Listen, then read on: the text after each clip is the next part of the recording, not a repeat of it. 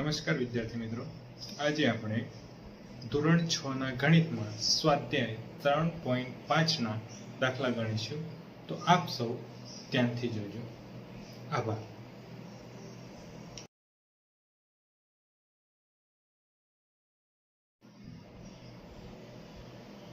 સ્વાધ્યાય 3.5 નીચેનામાંથી કયું વિધાન સાચું છે? તો અહીં આપણે ખરા ખોટા લખવાના છે કે જો કોઈ સંખ્યા 3 થી વિભાજ્ય છે તો તે 9 થી વિભાજ્ય હોય. તો અહીંયા 3 એ 9 ના અવયવ છે, પણ 9 એ 3 ના અવયવ નથી, માટે ખોટું આવે. જો કોઈ એક સંખ્યા 9 થી વિભાજ્ય છે તો તે 3 થી ચોક્કસ વિભાજ્ય હોઈ શકે. તો 3 એ 9 નો અવયવ છે તો ચોક્કસ વિભાજ્ય હોઈ શકે. એક સંખ્યા 18 થી વિભાજ્ય છે તો તે 3 અને 6 એમ બંનેથી વિભાજ્ય હોઈ શકે. તો 3 અને 6 એ 18 ના અવયવ છે, તો બંનેથી વિભાજ્ય હોઈ શકે એવું જરૂરી નથી. કોઈક એક સંખ્યા વડે તે વિભાજ્ય હોઈ શકે, એ માટે ખોટું. જો એક સંખ્યા 9 અને 10 બંનેથી વિભાજ્ય છે તો તે 9 થી વિભાજ્ય હોઈ શકે. તો અહીંયા 9 અને 10 બંનેથી વિભાજ્ય હોય તો તે સંખ્યા એ 9 થી વિભાજ્ય હોઈ શકે. પછી જો બે સંખ્યા સહઅવિભાજ્ય હોય તો એમાંથી ઓછામાં ઓછી એક સંખ્યા ચોક્કસ અવિભાજ્ય સંખ્યા હશે. તો ચોક્કસ ના કહી શકાય, માટે ખોટું.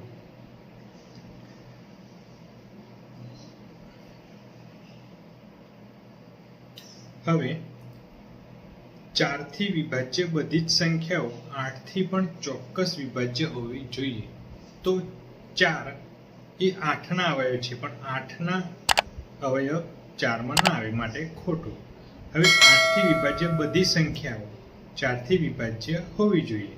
તો એમાં આવશે સાચું, કારણ કે 4 એ 8 નો અવયવ છે. જો કોઈ સંખ્યા બે અલગ અલગ સંપૂર્ણ રીતે વિભાજિત કરે છે તો તે સંખ્યાઓ તેના સરવાળાને પણ સંપૂર્ણ રીતે વિભાજિત કરશે, તો સાચું.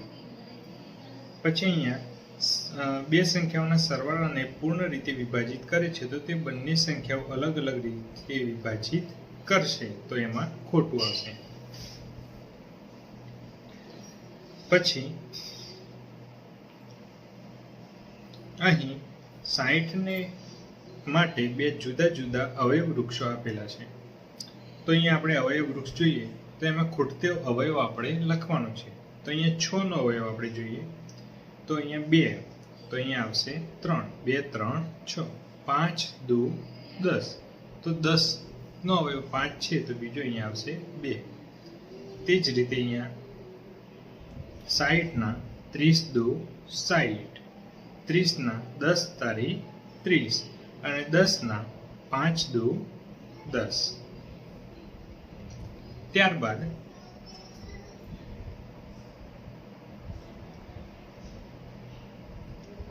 વિભાજ્ય સંખ્યાના અવિભાજ્ય અવયવો પાડવામાં કયા કયા અવયવોનો સમાવેશ થતો નથી? તો વિભાજ્ય સંખ્યાના અવિભાજ્ય અવયવો આપણે પાડીએ તો એમાં બે સંખ્યાઓ છે કે એક તો એક અને એક પોતે જ પોતાનો અવયવ.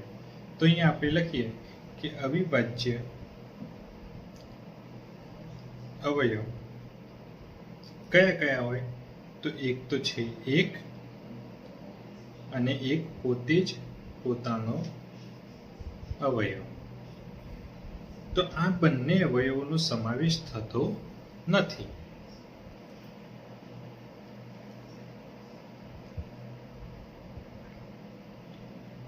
ત્યારબાદ 4 અંકોની સૌથી મોટી સંખ્યા લખો અને તેની અવિભાજ્ય અવયવની રીતે રજૂ કરો. તો 4 અંકની સૌથી મોટી સંખ્યા આપણે જોઈએ તો એ થશે 9999. સૌથી મોટી સંખ્યા 9999. હવે એને અવિભાજ્ય અવયવની રીતે આપણે રજૂ કરીએ તો 9999 ના અવયવ આપણે પાડીએ તો સૌ પ્રથમ આપણે અહીંયા 3 વડે ભાગ ચલીએ તો 3 3 3 3 બરાબર. ત્યારબાદ ફરીથી આપણે 3 વડે ભાગ ચલીએ તો અહીંયા 1 1 1 1. હવે અહીંયા 1111 છે. તો હવે આપણે એનો ભાગ 11 વડે ચલાવીએ તો 11 વડે ભાગ ચલાવીએ તો આપણને 101 જવાબ આવશે અને 101 નો 101 એકા 101. તો અહીંયા એના અવિભાજ્ય અવયવ આપણને મળશે 9999 માં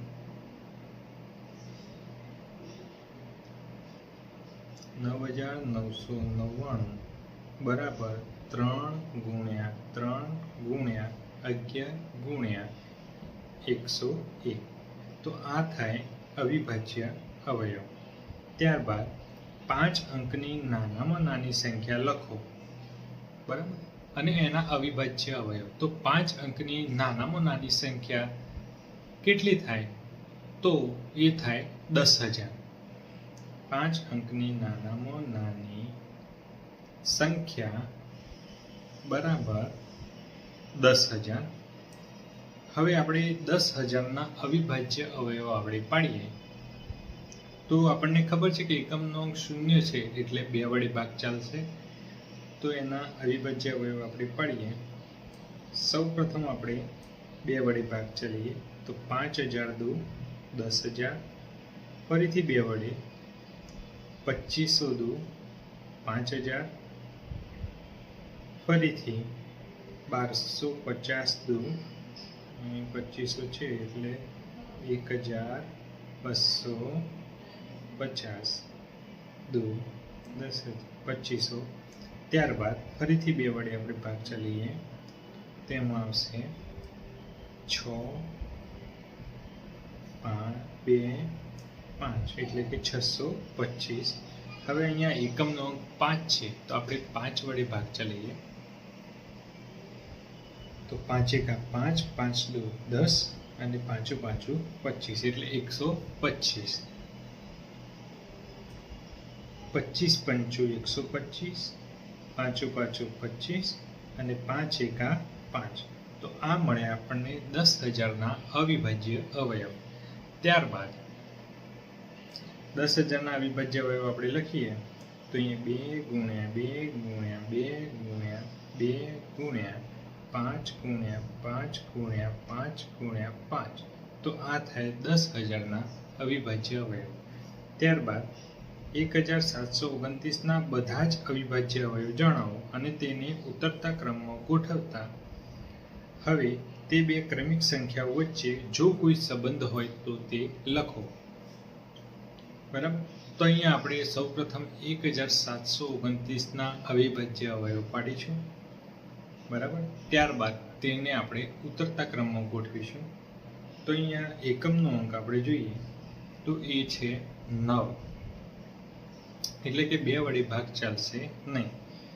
તો અહીંયા આપણે જોઈએ કે 1729 નો 7 વડે આપણે ભાગ ચલાવીએ તો કેટલાય ભાગ ચાલશે તો 7 2 14. ત્યારબાદ 7 4 28 અને 7 7 49 બરાબર. હવે 247 તો 247 નો આપણે જોઈએ તો 13 વડે ભાગ ચાલશે તો 13 19 અને 19 એકા 19 બરાબર. હવે આ જે અવયવો મળ્યા એને આપણે ઉતરતા ક્રમમાં ગોઠવીએ બરાબર. તો અહીંયા શું કીધું છે કે ઉતરતા ક્રમમાં ગોઠવો તો તેને આપણે ગોઠવીએ 1729. તેમાં સૌપ્રથમ નાની સંખ્યા 7 પછી 13 ગુણ્યા 13 ગુણ્યા 19.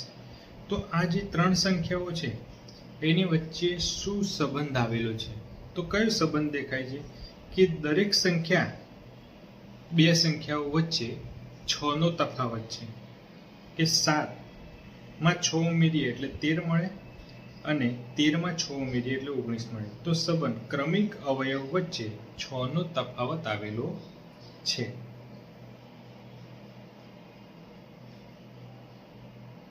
ત્યારબાદ 3 ક્રમિક સંખ્યાઓનો અવયવી હંમેશા 6 થી વિભાજ્ય હોય. આ વિધાનને કેટલા ઉદાહરણની મદદથી સ્પષ્ટ કરશો? તો 3 ક્રમિક સંખ્યાઓનો અવયવી હંમેશા 6 થી વિભાજ્ય હોય. તો આપણે 3 ક્રમિક સંખ્યાઓ લઈ લઈએ, બરાબર, અને એના અવયવી. દાખલા તરીકે અહીં આપણે પહેલું ઉદાહરણ લઈએ કે 2 ગુણ્યા 3 ગુણ્યા 4. તો 2 3 6 4 24. તો એ 24 એ 6 થી વિભાજ્ય છે. ત્યારબાદ બીજું ઉદાહરણ લઈએ આપણે કે 5 ગુણ્યા 6 ગુણ્યા 7. તો 5 6 30 ગુણ્યા 7 210, જે પણ 6 થી વિભાજ્ય છે. તો આપણે આ બંને ઉદાહરણ લઈ સ્પષ્ટ કરી શકીએ છીએ. ત્યારબાદ કોઈ પણ 2 ક્રમિક વિષમ સંખ્યાઓનો સરવાળો 4 થી વિભાજ્ય છે. તે કેટલા ઉદાહરણની મદદથી સ્પષ્ટ કરશો? તો વિષમ સંખ્યાઓ. તો સૌપ્રથમ આપણે વિષમ સંખ્યાઓ લઈ લઈએ, બરાબર, કે 1 3 5 7 9 11, બરાબર. હવે ક્રમિક વિષમ સંખ્યાઓ, તો પ્રથમ 2 આપણે લઈએ વિષમ સંખ્યાઓ. તો એમાં મળશે 1 + 3 = 4. તો જે 4 થી વિભાજ્ય છે. ત્યારબાદ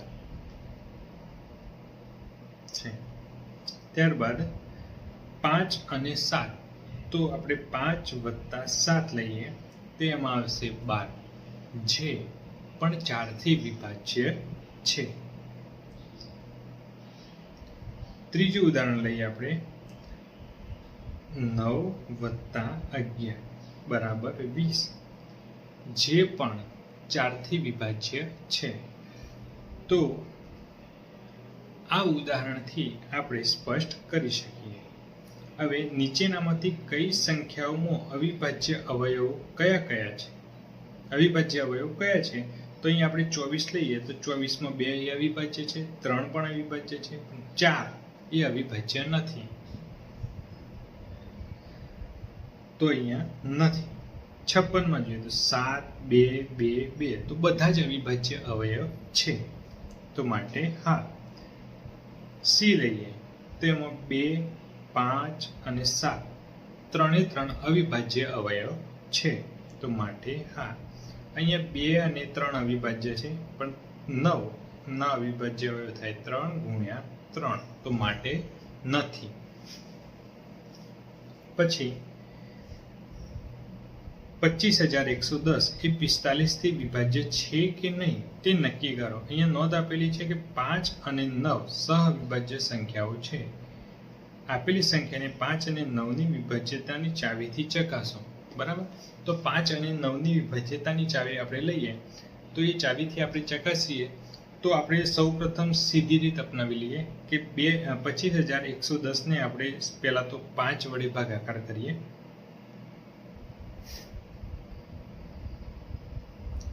તો આપણને જવાબ મળશે 5022. તો એ 5 થી વિભાજ્ય છે. તેવી જ રીતે આપણે એનો ભાગાકાર 9 થી કરીએ તો 9 થી ભાગાકાર કરીએ તો આપણને જવાબ મળે છે 2709. તો માટે 5 અને 9 બંનેથી વિભાજ્ય છે. વડે વિભાજ્ય છે. ત્યારબાદ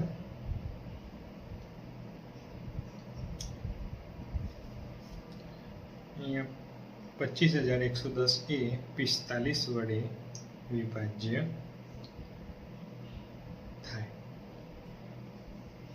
ત્યારબાદ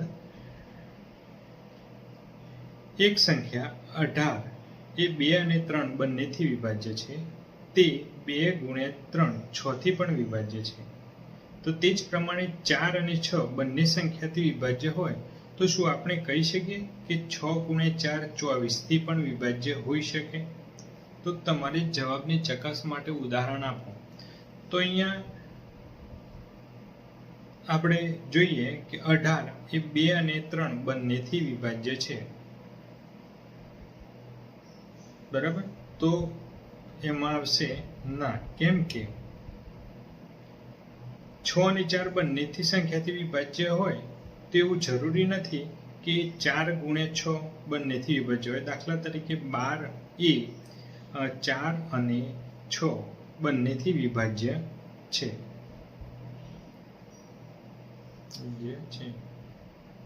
પણ 12 એ 24 થી વિભાજ્ય નથી, પરંતુ તે 24 થી વિભાજ્ય નથી.